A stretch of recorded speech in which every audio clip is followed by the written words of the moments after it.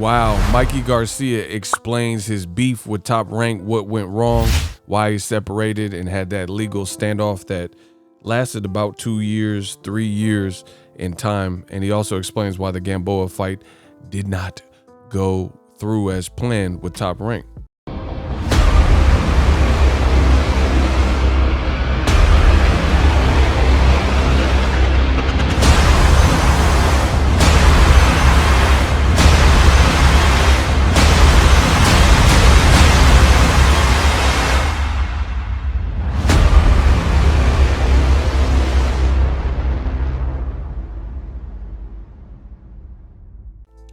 What up, Fight World? It's your boy Ego, and I'm back with some more boxing. Make sure you smash the like button. Also, subscribe to the channel for the latest and greatest in boxing.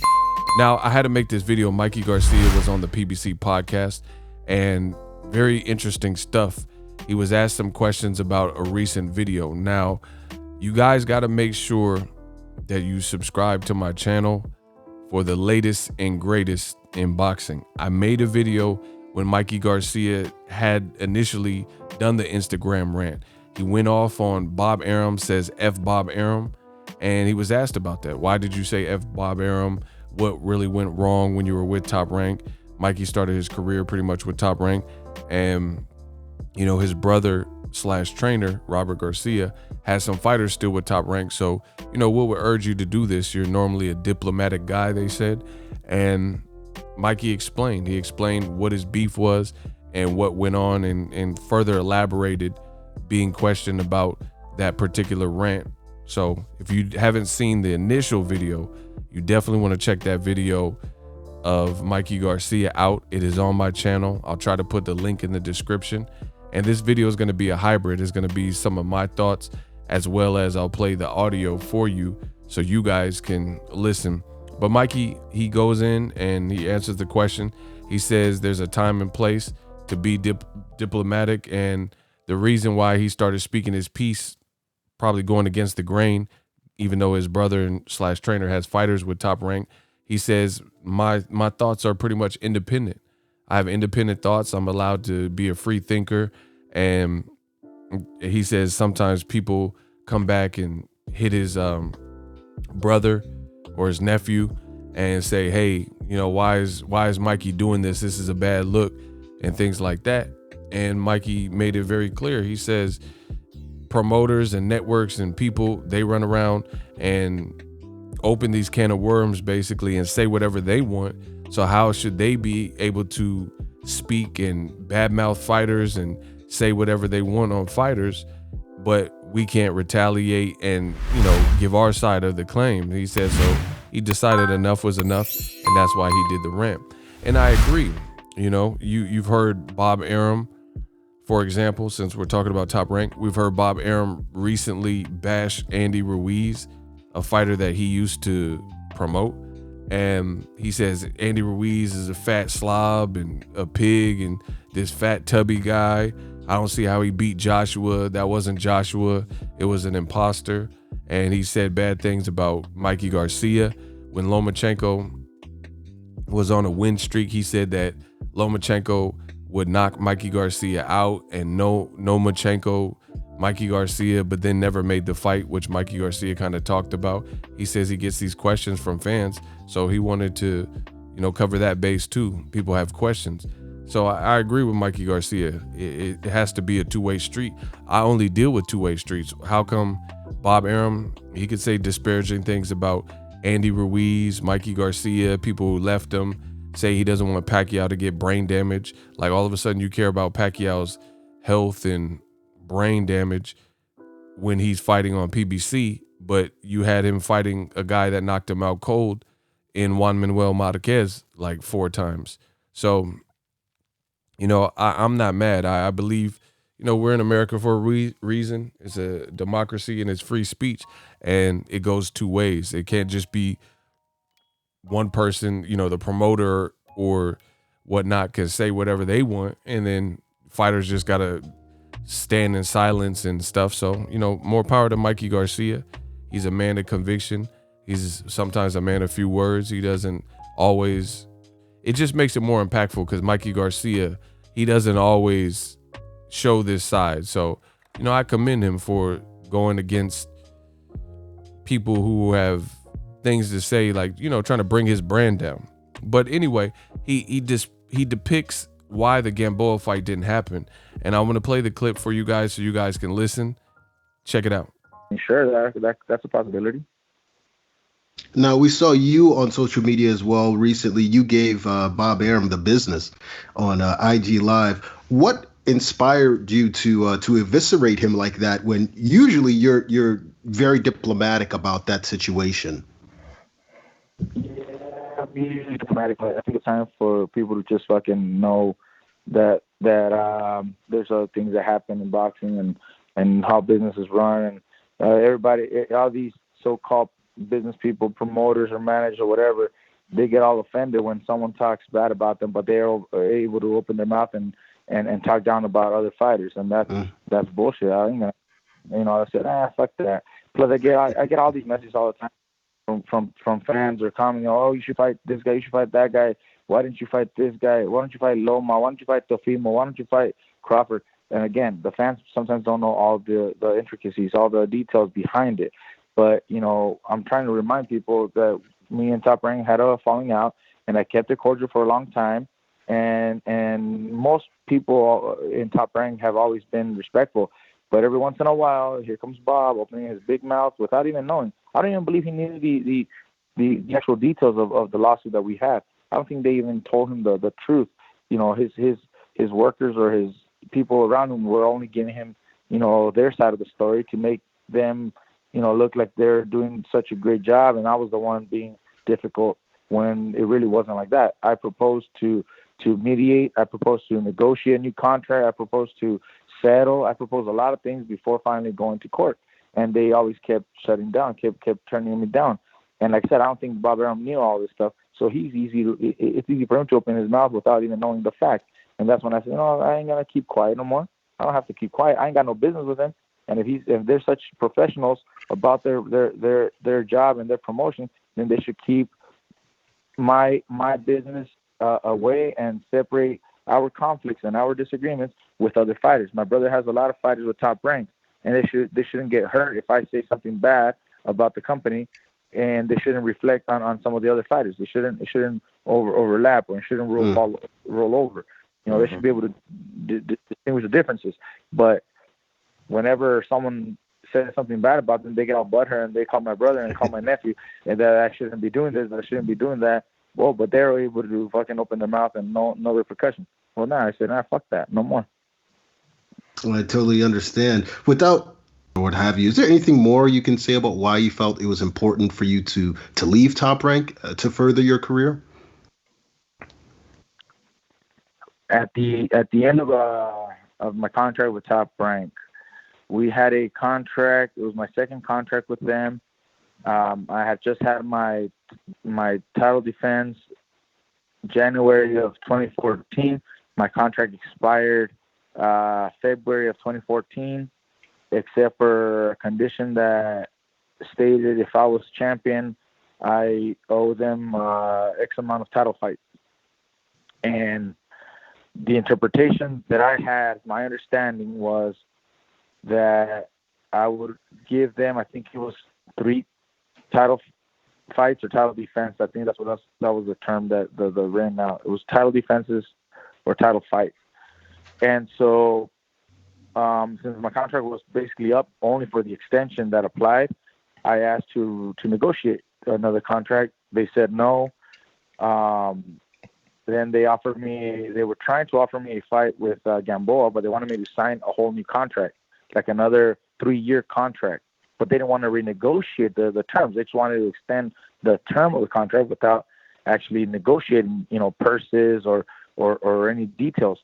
And I said, no, I'll take the Gamboa fight without any extension, you know, just keep the contract as it is. So you guys heard from Mikey Garcia himself. He explained why the fight with Gamboa didn't happen. And at the time, people thought Mikey Garcia was ducking Gamboa because they even got in the ring. There's a picture with 50 Cent, who was managing Gamboa, had a boxing promotion, SMS promotion company at the time. after a Mikey Garcia fight, and it looked like the fight was about to happen, and then all of a sudden there was this legal standing. So people were saying that Top Rank was trying to force Mikey to fight Gamboa, and he didn't want, smoke, because you have to keep in mind, this is Gamboa before he lost to Terrence Crawford and before he lost to Tank and Devin Haney and stuff. It was way before those fights. So people thought Mikey Garcia perhaps just didn't want to fight him, and Top Rank was pushing it. But Mikey did explain, and he said that wasn't the case at all. He said that the reason, you guys heard the clip, he said the real issue was they were trying to get me to sign an extension. And it wasn't so much about not signing an extension, but he said he wanted to renegotiate the terms. He feels like, I'm a Mexican-American fighter. I'm Spanish speaking. I'm popular. I bring a crowd. I'm a champion. So, work with me. And he says Bob Arum probably didn't even know all of what his beef was and probably didn't look into it or whatever. He was just kind of going off of what the other people at Top Rank were saying. But that's what he claims was the real reason. He was like, nah, we're not. We gotta go over some numbers and things like that. And he said basically Top Rank said no. And because of his refusal to sign an extension and stay in that situation, they starved him out. And unfortunately, his story kind of checks out, because you look at other people like Nicholas Walters. Nicholas Walters, a Jamaican fighter, he was in negotiations to fight against Vasyl Lomachenko. And Lomachenko even had to, something like he offered a portion of his purse, like $200,000 from his own purse. If Nicholas Walters won, he was going to pay some of his own purse to Nicholas Walters. And they didn't arrive at a number. Nicholas Walters thought he was being lowballed for that particular fight and fighting against Lomachenko. So he said, no, I'm not taking it for that particular amount of money. He said, I'll fight Lomachenko, but not for that amount of money. So what Top Rank did is said, hey, you want to be difficult? Bob Arum? Okay. And they gave Lomachenko, I think it was a Rocky Martinez fight. He knocked him out, and they starved out Nicholas Walters, and he ended up fighting Lomachenko for even less than he was demanding in the summer when they first started negotiating. So unfortunately, I see why Mikey Garcia feels a type of way, because this is sometimes what promoters can do. They have you under contract, so you can't legally go fight for somebody else. You're under a contract and you haven't necessarily fulfilled your contract. And if they starve you out, you got mortgage or rent, you got kids or family to take care of, and you're a prize fighter. So you fight for a prize, and you need to be active and or fighting in order to make a living. And this is what Mikey Garcia, again, I advise you guys, listen to that first video where he really said F Bob Arum. He said, because he didn't care about me, he didn't care about my family, he didn't care if I was starving, he just let me to rot. And that's kind of true. Mikey didn't fight. I remember he was on ES News and stuff, trying to stay in the gym, but he wasn't fighting for like 2.5, 3 years. And it was all because of this legal pissing contest or whatever they were having. So I understand Mikey's battle. That's 3 years of your life just kind of wasted. And I think Mikey did some other stuff, like he might have went to a police academy or did some other business ventures or whatever the situation is. But you have to that has to be a pretty dark time when you're at the height of your career at that particular moment. It's before the Errol Spence fight, before Lipinets fight, stuff like that, and you're a champion, and your popularity keeps growing, and then all of a sudden you get the brakes pumped on you, and you can't fight for 2-3 years. It happens. It happened to Andre Ward and Goosen, where he had a legal battle, stuff like that. So you kind of see this in boxing, and fighters nowadays are getting smart. Mikey is bounced around. He fought with PBC and got some good money there. Then DAZN paid him $7 million for the Jesse Vargas. And you see why he doesn't want to commit to any of these promoters, because at the end of the day, he's a free agent. He doesn't have to be tethered down to nobody. And he learned from, his past situation. So he probably doesn't want to commit long term to any promoter necessarily after going through what he went through with Top Rank. And Mikey just basically said that Bob Arum didn't care. He just it's more so what I've told you guys on the channel. Top Rank, they do certain things very, very well, and they groom young fighters. They'll get you in the circuit. They have a lot of great relationships with sanctioning bodies, probably the athletic commissions and things like that. They're very professional. But once you reach a certain level of celebrity, that's where it could become tricky, like merging and getting people over that hump of being pay-per-view stars. Like, look at Terrence Crawford. Bob Arum's putting him on blast. He's sitting up here trying to get 50-50 for Errol Spence, 60-40 his way for Errol Spence, and his own promoter's throwing him under the bus saying, this kid's losing me all this money. So look how the fighter is being treated in that particular scenario. So, to each his own. If the fighters like that and that kind of environment, or they don't mind being thrown under the bus, or if they leave being badmouth like Andy Ruiz and Mikey Garcia, then to each his own. But I kind of see a pattern. Like everybody, Keith Thurman talked about this recently. I've been talked about it on my channel. Every fighter gets to a certain level. Oscar De La Hoya, Miguel Cotto, namely Floyd Mayweather. That's a big one. Mikey Garcia, Julio Cesar Chavez Jr., right? Andy Ruiz, Ugas, your Dennis Ugas. He just became super champion at welterweight. These guys get to a certain level, and that level of popularity is kind of like Top Rank. Do they know how to push them over and make them household names? And they kind of treat the fighter like cattle, where if you don't listen to the request, like Mikey Garcia, you're creating too much of a ruckus or a fuss, then they'll just go on to the next. Oh, we got Miguel Berchelt, Oscar Valdez, F you, and starve you out.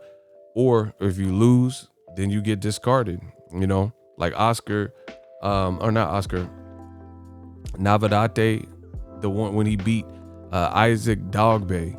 You don't really hear him being pumped like that. Nicholas Walters, what happened to him? He loses, and then, he's kind of forgot about. They don't like necessarily put you in the rotation. Andy Ruiz lost to Joseph Parker. I really thought he won the fight. Then they put him on ice for like 16, 18 months where he wasn't really actively fighting. Maybe there's other stuff that went into it, but this seems to be a pattern.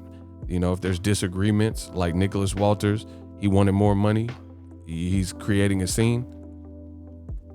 You're on ice. We freezing you. Mikey Garcia, 3-year layoff. You're on ice. We're freezing you out. You look at Teofimo Lopez. Bob Arum just did an interview right now and said, Teofimo's been claiming he's getting $5 million minimums and $8 million to $10 million for fights since he beat Lomachenko.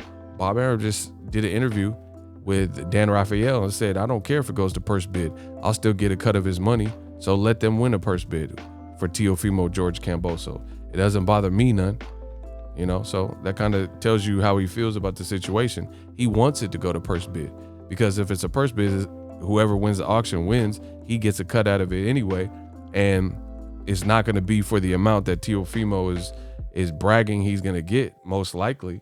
Like who's gonna bid, $20 million for Camboso's Teofimo to the point where he's going to get $10 million by himself? It's just highly unlikely for a purse bid. So I think Bob Arum wants it to go to purse bid. So, fighters can heed these things and look at them.